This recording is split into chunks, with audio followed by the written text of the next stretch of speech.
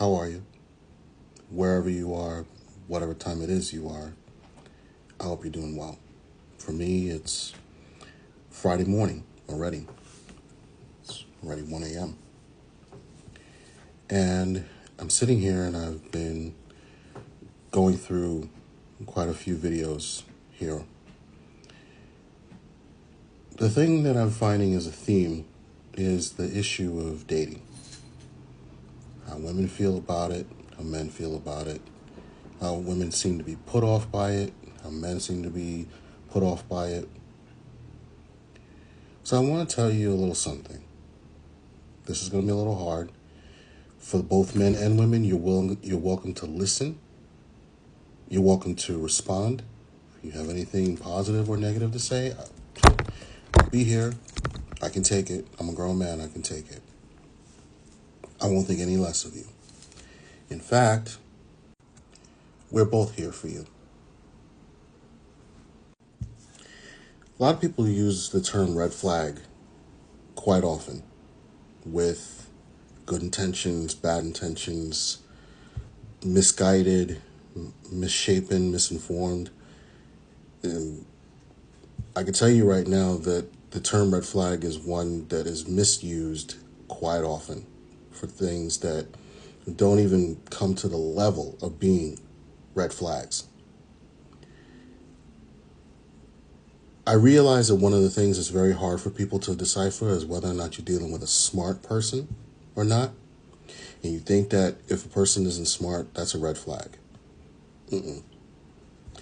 Not every education comes out of a book. Many of us gain street smarts. Many of us gain full-on experience. And some of us get a little here and a little there. But we apply what works. I have a real hard time with believing that there's no time that you spend on earth and don't learn something, even one something. And to me, the thing that you learn is that how you treat someone is how you developed a sense of what you can trust and what you cannot, what you can rely on and what you cannot. Those things are pretty easy to decipher, put on a mental list, and develop the ability to have a mental medicine when you see something that doesn't fit in those categories. Not that hard. It becomes really chiding. There's a $7 word, chiding. To automatically label someone a problem because they've spent X amount of years out of the dating realm. It happens. Some people need to step out so they can figure themselves out. Best advice I ever gotten in my life was stand down. You don't see what you bring to the table. I brought a messy person to the table sometimes. A person who was not prepared to spend 2 seconds with anyone because I was emotionally ill-prepared. I was not prepared to get involved with somebody. I was not mentally prepared to sit across a table with someone and have a meal, have a conversation. These things are real. Fellas, I hope you're listening to that. These things are real. When you're sitting down with somebody across the table, or even sitting on the couch, or sitting on a bench, or whatever, the person across from you is a person. They need to hear who you are. They need to feel who you are. You need to open up to them. Ladies, same story. That person is a person on the other side. And they are taking their time to develop something short or long term with you.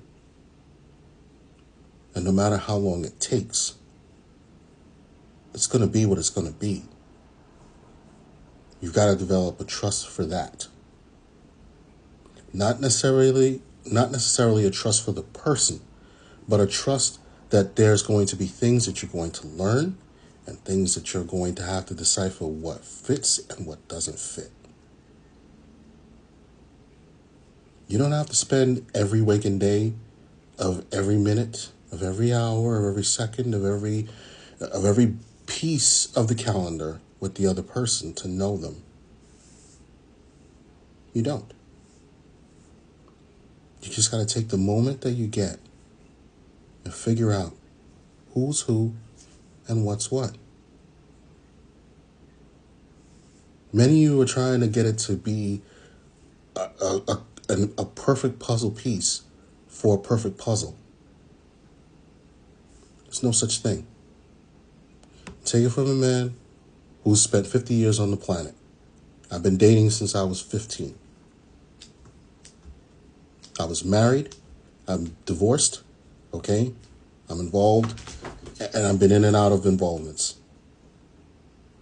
I have enough experience to know that it's not about being a puzzle piece. It's not about being a puzzle piece that goes directly into a full-on puzzle. It's about being a person. It's about unveiling the person that you are to another and letting another person unveil themselves to you. And with every waking moment, you figure out if it fits. You figure out if it doesn't. That's it. That is the whole game. There's no tricks to it. There's no extra to it. Some people choose to hide the better parts of their persons or hide the worst parts of their persons because they're afraid that if they reveal too much, you might get up and run away. You might become leery and scared of them, or you might even turn them in if they're really bad people. Yeah, that's a given. But you've got to be you. 24/7, 365. And stop trying to figure out how to make it mold and how to make it fit, and just be a person. Just be a person. It'll work if it's supposed to work. If it's not supposed to work, well, back to the drawing board. But that's okay. And you have to know that that's okay. A lot of you are struggling with, should I make a move? Should I not make a move? You'll never know until you try. But equally, if you do fail, same advice. You'll never know unless you try. It won't be perfect. It'll be yours. Give it time. Take your time.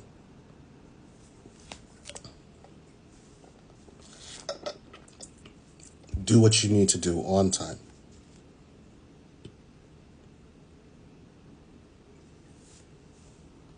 And have a good time.